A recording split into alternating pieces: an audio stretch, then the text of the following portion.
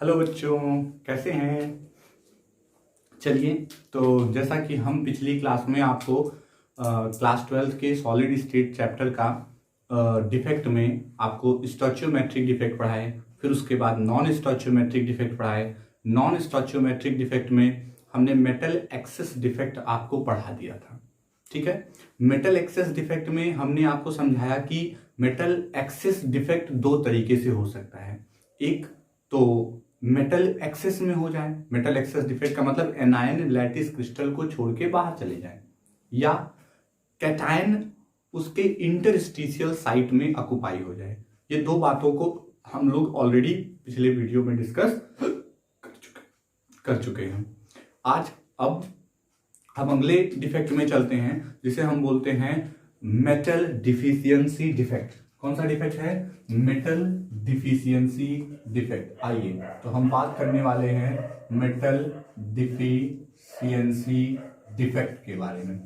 अब क्वेश्चन ये बनता है कि मेटल डिफिशियंसी डिफेक्ट होता क्या है और ये क्यों होता है मेटल डिफिशियंसी डिफेक्ट। ठीक है, तो बाबू आपको बता दें कि किसी भी कंपाउंड में मेटल डिफिशियंसी डिफेक्ट जब होता है तो मेटल डिफिशियंसी डिफेक्ट के टाइम सीधी सी बात समझ में आ रही है कि मेटल का मतलब कैटायन क्या हो जाएगा? कम हो जाएगा। तो जब मेटल कैटायन कम हो जाएगा तो उसकी वजह से जो डिफिशियंसी काज होगी, जो डिफेक्ट काज होगा, उसे हम बोलते हैं मेटल डिफिशियंसी डिफेक्ट। यानी मेटल की कमी होने की वजह से बने हुए डिफेक्ट को मेटल डिफिशियंसी डिफेक्ट कहते हैं। कोई कंफ्यूजन नहीं होनी चाहिए। अब यहां पर अगर हम बात करें मेटल की, तो एक बात मेरी दिमाग में बैठा लीजिए कि हमेशा यहां पर हम उसी मेटल को कंसीडर करके चलेंगे जो वेरिएबल ऑक्सीडेशन स्टेट को शो कर रहा हो। मतलब एक बात समझिएगा, मेटल वो होना चाहिए जो वेरिएबल ऑक्सीडेशन स्टेट को दिखाता हो। वेरिएबल ऑक्सीडेशन स्टेट यानी हमें उस मेटल को चूज करना है जो वेरिएबल ऑक्सीडेशन स्टेट दिखाता हो। आपको मैं बताता हूं, जैसे देखिए, आप मान लीजिए किसी कंपनी में काम कर रहे हैं, अपने घर पे काम कर रहे हैं, कहीं भी आप काम कर रहे हैं, तो आपके साथ कुछ कलीग्स लोग हैं। अब मान लीजिए कि आप किसी वजह से अपने घर से बाहर चले गए, तो आपका जो काम है, अगर वो आपके साथ रहने वाले लोग आपके उस काम को कर लेते हैं तो आप नहीं हैं, तो आपकी कमी भी है, तो डिफेक्ट तो हो गया। लेकिन आपके ओवरऑल वर्क पे, काम पर कोई फर्क नहीं पड़ा, आपका काम उसी तरीके से स्मूथली हुआ, आप चाहे थे या नहीं थे। तो मतलब यहां पर भी यही होता है, मेटल लैटिस क्रिस्टल को छोड़ के चला जाता है, लेकिन उसके बाद भी उसकी इलेक्ट्रिकल न्यूट्रलिटी पे कोई फर्क नहीं पड़ता है। हम इसी चीज को ध्यान से, इस पे न्यूमेरिकल भी आता है एग्जाम में, बोर्ड एग्जाम में, तो इसके लिए हमको ध्यान देना होगा। तो मेटल क्या होना चाहिए? वेरिएबल ऑक्सीडेशन स्टेट शो करना चाहिए। जैसे अगर हम एग्जाम्पल में एक आयरन ले लेते हैं, एग्जाम्पल में क्या ले लें? आयरन। अब आयरन मतलब Fe का एक ऑक्सीडेशन स्टेट +2 होता है और इसी का दूसरा ऑक्सीडेशन स्टेट +3 होता है। यानी ये आयरन +2 ऑक्सीडेशन स्टेट में भी एग्जिस्ट करता है और +3 ऑक्सीडेशन स्टेट में भी एग्जिस्ट करता है। अब बताओ, अगर ये +2 में भी एग्जिस्ट करता है, +3 में भी एग्जिस्ट करता है, तो जब दोनों में एग्जिस्ट करता है तो हम इससे इसकी प्रॉब्लम को सॉल्व कर सकते हैं। कुछ एग्जांपल हम ले लेते हैं जो कि मेटल डिफिशियंसी डिफेक्ट को दिखाते हैं। FeO ले सकते हैं, FeS ले सकते हैं, NiO ले सकते हैं। अगर इन सारे एग्जाम्पल को ले लिया जाए तो ये एग्जाम्पल किसके क्या शो कर सकते हैं? वेरिएबल ऑक्सीडेशन स्टेट ये शो कर सकते हैं और इनकी वजह से मेटल डिफिशियंसी डिफेक्ट भी हो सकता है। आइए एक डायग्राम बना के हम समझाने का आपको प्रयास करते हैं। ठीक है, ये देखिएगा ध्यान से। सपोज करिए ये आपके पास एक लैटिस क्रिस्टल है। अब इस लैटिस क्रिस्टल में आपके पास आयरन एटम होगा। कौन सा एटम होगा? आयरन एटम होगा। तो चूंकि अगर हम ऑक्साइड ले लें या सल्फर ले लें, चलो सल्फर ले लेते हैं, तो यहां पर डाई नेगेटिव होगा, फिर डाई पॉजिटिव होगा, फिर डाई नेगेटिव होगा। आप समझिएगा, फिर मान लेते हैं डाई पॉजिटिव है, तो अब इसके नीचे फिर से कौन सा आ जाएगा? Die negative. बात समझिएगा, कोई कंफ्यूजन नहीं होनी चाहिए। हाँ, इन सबको आप बनाते टाइम इतना ध्यान रखेंगे कि कैटायन के नीचे वापस से एनायन होना चाहिए और एनायन के नीचे कौन होना चाहिए? कैटायन। यानी एक कैटायन के चारों तरफ एनायन होना चाहिए और एक एनायन के चारों तरफ कौन होना चाहिए, कैटायन होना चाहिए। इस बात का एकदम अच्छा खासा ध्यान रखेंगे। अगर आपने ऐसा नहीं किया तो आपको याद रखिएगा, जब सिमिलर चार्जेस एक दूसरे के कांटेक्ट में आएंगे तो तुरंत उनके बीच में रिपल्सन स्टार्ट हो जाएगा, और जब सिमिलर चार्जों के बीच में रिपल्सन स्टार्ट होगा तो लैटिस क्रिस्टल की एनर्जी बढ़ जाएगी, और जब लैटिस क्रिस्टल की एनर्जी बढ़ जाएगी तो उसकी स्टेबिलिटी खतरे में पड़ जाएगी। इस बात का ध्यान रखिएगा। अब अगर हम मान लेते हैं ये हमारे पास सब कौन आ गए, मेटल का लैटिस क्रिस्टल बन गया। लैटिस क्रिस्टल समझ में आता है, जिसमें कैटायन और एनायन अपनी अपनी साइड को ऑक्युपाई करके बैठे हुए हैं। अब इसमें आयरन भी है और सल्फर भी है। हमने एकदम आपको दिखा दिया कि कैसे ये एटम एक दूसरे से क्या हो रहे हैं, अरेंज हो रहे हैं। इतनी बात समझ में आती है। अब सब में अट्रैक्टिव फोर्स लग रहा होगा, तो ये सब मान लीजिए इस तरीके से एक जनरल अट्रैक्टिव फोर्स के थ्रू एक दूसरे से क्या है, बाइंडेड है। समझ में आ रही बात। ये हमने जो दिखाया जरूरी नहीं है ये आगे भी कंटिन्यू, क्योंकि हमने इसको एक कट करके लिया ना पोर्शन, तो सॉलिड इस तरीके से अरेंज होंगे। ठीक है, फिगर समझ में आ रहा सबको। ये सब बोर्ड एग्जाम में बनाने को भी आ सकता है, और न्यूमेरिकल लगाते टाइम आप तभी लगा सकते हैं न्यूमेरिकल जब ये कॉन्सेप्ट एकदम अच्छे से क्लियर हो। कुछ लोग जल्दीबाजी ना करें, एकदम आसानी से समझ लीजिए। आपको ये फिगर एकदम समझ में आ रहा है। ये एक FeS का आइडियल क्रिस्टल है। एक आयरन के चारों तरफ आप देखेंगे सल्फर आपको दिखाई देगा, एक सल्फर के चारों तरफ आपको आयरन दिखाई देगा। यही होता है अरेंजमेंट। अब समझिएगा, अगर मैं कह रहा हूं मेटल की डिफिशियंसी होनी है तो मेटल इसमें से छोड़ करके, मतलब लैटिस क्रिस्टल को मेटल छोड़ करके बाहर चला जाएगा। अच्छा बताओ, अगर मेटल क्रिस्टल को छोड़ के जाता है तो मान लीजिए हम यहां से एक मेटल को हटा देते हैं। ध्यान समझिएगा, एक मेटल को हटा दे रहे हैं। अभी जो मैंने कहा, मान लीजिए आप अपने घर को छोड़ के किसी वजह से हट गए, तो उसी तरीके से समझिए किसी वजह से मेटल अपने लैटिस क्रिस्टल को छोड़ के हट गया। यानी हम कह सकते हैं कि यहां पर क्या हो गई है, vacancy of metal atom, vacancy of metal atom. यानी यहां पर मेटल एटम की क्या हो गई है, वैकेंसी हो गई है। तो अब थोड़ा ध्यान दीजिएगा, जब मेटल एटम की वैकेंसी हो गई तो यहां पर प्रॉब्लम हो गई है। थोड़ा सा पहले, अच्छा मतलब मेटल के निकालने से पहले इनके बीच का रेशियो थोड़ा सा निकाल के चेक करते हैं। चलिए बताइए कितने आयन हमने लिए थे, 1 2 3, तो इसमें है 2। ठीक है, 2 इसको लेके चलो, तो 3 2 5, फिर 3 2 5, 5 5 10 आयरन थे, और ये सल्फर भी 10 होंगे, 2 तो यहां 3, फिर 2 3, तो 10 ये भी हो गए। तो 10:10 यानी 1:1 का रेशियो आपको मिल रहा था। ठीक है, समझ रहे हैं बात। अब बताइए, जब ये मेटल एटम निकल के चला गया, कौन निकल के चला गया, मेटल एटम। तो मेटल एटम के निकल के जाने के बाद अभी एनायन अभी भी 10 हैं, बट अब आपके पास कैटायन केवल 9 हो गए। अब बताओ इनकी स्टोइचियोमेट्री जो है वो चेंज हो गई कि नहीं। स्टोइचियोमेट्री जो है, मेट्री जो है वो क्या हो गई, चेंज हो गई। अब बताओ, अगर स्टोइचियोमेट्री चेंज हो गई तो ये क्या हो गई, नॉन स्टोइचियोमेट्रिक डिफेक्ट के अंदर आया कि नहीं आया। कौन से डिफेक्ट के अंदर आया, नॉन स्टोइचियोमेट्रिक डिफेक्ट के अंदर आ गया। इतनी बात तो सबको समझ में आई, इसे हम क्यों नॉन स्टोइचियोमेट्रिक डिफेक्ट कहते हैं, बिकॉज यहां पर इनका रेशियो 10:10 के बजाय 9:10 का हो गया, और जब 9:10 का हो गया तो इनका रेशियो चेंज हो गया। रेशियो चेंज हो गया मतलब ये नॉन स्टोइचियोमेट्रिक डिफेक्ट हो गया। क्लियर है, सबको समझ में आ रहा है। आइए अब हम आगे बढ़ते हैं। अब एक बात बताओ, अगर हम इसमें क्या करते हैं कि बैलेंसी की बात करते हैं। अच्छा हाँ, एक बात और, ऐसा अगर आप इसको देख रहे हैं तो इस केस में एक समस्या और आने वाली है। वो क्या आने वाली है, वो ये आने वाली है कि अगर यहां पर 10 कैटायन और 10 एनायन थे तो इलेक्ट्रिकल न्यूट्रलिटी मेंटेन थी, लेकिन यहां पर कैटायन हो गए हैं 9। कैटायन कितने हो गए हैं, 9। अगर हम चेक करें तो कैटायन हो गए 9, तो 9 2 जा Fe डाई पॉजिटिव कितने हैं, 9। और बताओ अगर Fe डाई पॉजिटिव आपके पास 9 है तो 9 × 2 = 18 पॉजिटिव है।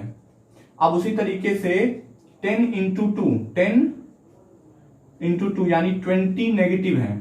अब बताओ 20 माइनस है और 18 प्लस है, मतलब प्लस कम हो गए माइनस ज्यादा, तो लैटिस क्रिस्टल के ऊपर क्या आ गया, चार्ज आ गया। चार्ज आएगा तब तो समस्या हो जाएगी, हमें ये चार्ज नहीं लाना है। तो ये होता क्या है, अभी हमने जो आपको समझाया था कि आप मान लीजिए आप अपने घर पे थे और आप घर से चले गए। ये देखिए घर से चले गए, अच्छा बताओ ना, अगर घर से चले गए तो आपका काम कोई और करेगा, ताकि बैलेंसिंग बनी रहे, मेंटेन रहे। तो होता क्या है, इसमें प्रेजेंट जो अदर एटम होते हैं वो अपने हायर ऑक्सीडेशन स्टेट में चले जाते हैं। यानी मान लीजिए हमने कोई दो मेटल एटम उठाया और ये +2 के बजाय किस में चले गए, +3 में चले गए। तो देखो इनका +2 के बजाय क्या हो गया, +3 हो गया, +2 के बजाय क्या हो गया, +3 हो गया। अब एक बात बताओ, आपने एक मेटल एटम किसी वजह से लैटिस क्रिस्टल से बाहर गया तो उनकी जगह दो मेटल एटम +3 में चले गए। अब बताओ एक मेटल एटम के जाने से कितने पॉजिटिव चार्ज कम हुए,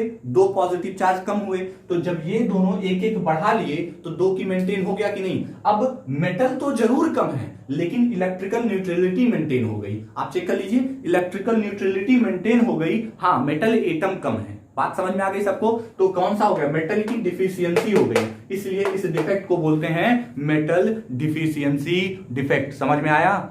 अब इसे बोलते हैं मेटल डिफिशियंसी डिफेक्ट। अब कुछ बात इसकी समझिए, अगर किसी भी लैटिस क्रिस्टल में मेटल डिफिशियंसी डिफेक्ट होता है तो अब बताइएगा, होल क्रिएट हो रहा है तो होल क्रिएट होने से इलेक्ट्रिकल न्यूट्रलिटी क्या होगी, इलेक्ट्रिकल न्यूट्रलिटी इंक्रीज हो जाएगी, इंक्रीज कर जाएगी। बात समझिएगा।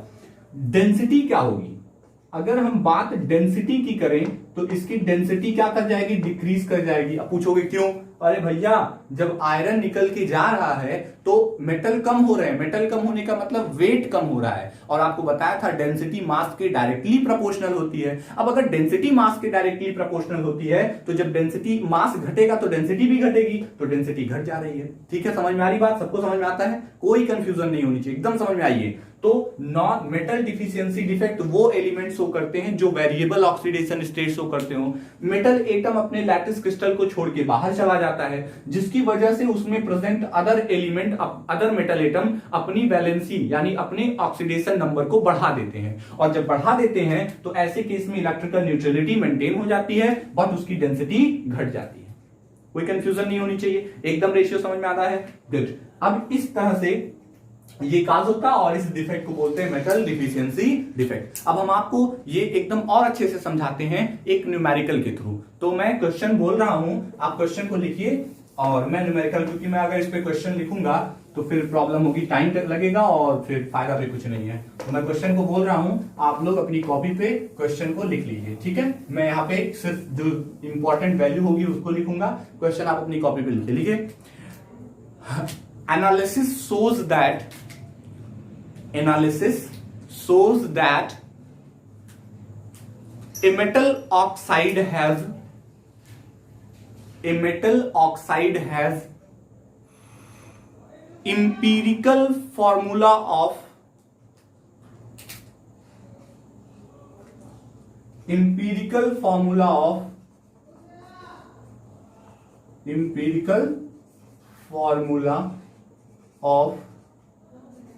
M 0.9601, M 0.9601।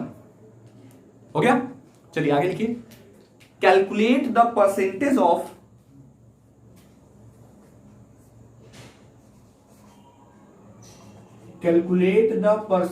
Of M di positive and M try positive. Calculate the percentage of M di positive and tri positive ions in the crystal. सबने लिख लिया। तो कह रहा है एक एनालिसिस करते हैं और उस एनालिसिस के थ्रू हमें मेटल क्रिस्टल का जब हमने अब इंपीरिकल फार्मूला की मत बताना नहीं आता, ये सब 11th में पढ़े हो। इंपीरिकल फार्मूला किसी भी कंपाउंड का वो सिंपलेस्ट रिप्रेजेंटेटिंग फार्मूला है जिसके अकॉर्डिंग उसमें अरेंज होते हैं एटम। तो अगर हम बेसिक इसको कहें तो इसको हम ऐसे लिख सकते हैं, कैसे, इसको लिख दें M96O100, समझ गए ना, 100 से मल्टीप्लाई कर दो तो अच्छा रहेगा।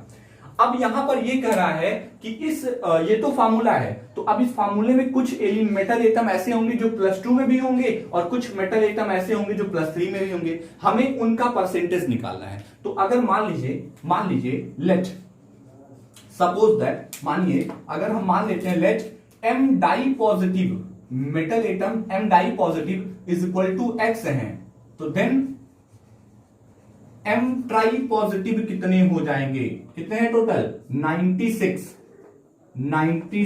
Minus X। इसमें कोई कंफ्यूजन नहीं होनी चाहिए।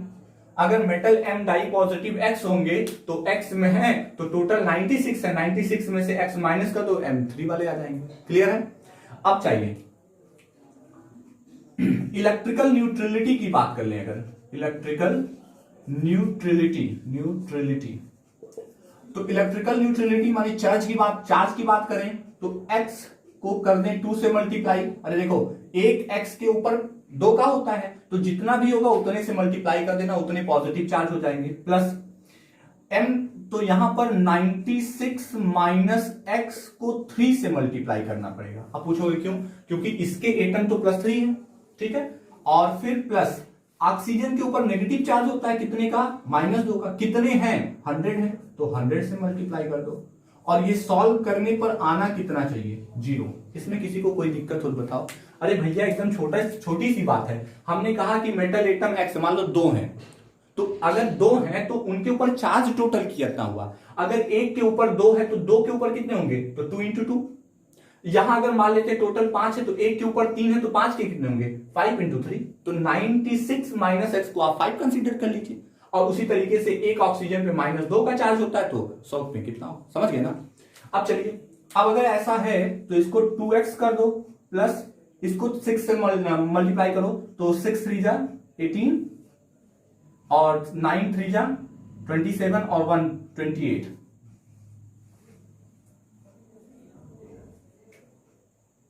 ठीक है, -3x प्लस घटा के -200 इक्वल टू, सॉरी ये 0 होगा बाबू, ठीक है, तो 0। अब चलो -3x और ये 2x मतलब -x बच जाएगा। इन दोनों को उधर ले जाओ तो माइनस, ये प्लस है तो उधर जाएगा माइनस और ये प्लस माइनस उधर जाएगा प्लस। तो चलिए हम इसको उधर ले जाते हैं। पहले 200 माइनस 288 तो यहां से -x बराबर आ जाएगा -88 के। तो इसका मतलब माइनस से माइनस कट जाएगा और x बराबर आ जाएगा 88। सो x क्या लिया था? M di positive. So number of M di positive is equal to 88। क्या आपको ये बात समझ में आ गई? फिर से देख लीजिए, हमने कहा अगर x के ऊपर चार्ज +2 का है तो 2 से मल्टीप्लाई करो।